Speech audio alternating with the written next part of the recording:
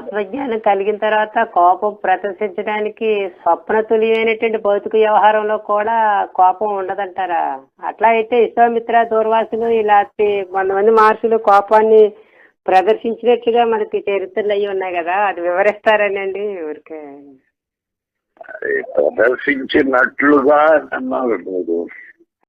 వాళ్ళు ప్రదర్శించినప్పుడు వాళ్ళు కోపిస్తులుగా ఉండి ప్రదర్శించలేదు. అది అభినయ మాత్రంగానే వాళ్ళు కోపం చూపించారు అంతవరకు.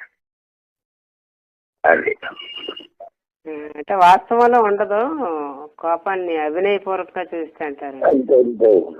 చక్రవర్తి పేదవాడి వేషం వేసినప్పుడు చక్రవర్తి అయితే పేదవాడి మాటలే మాట్లాడాలి.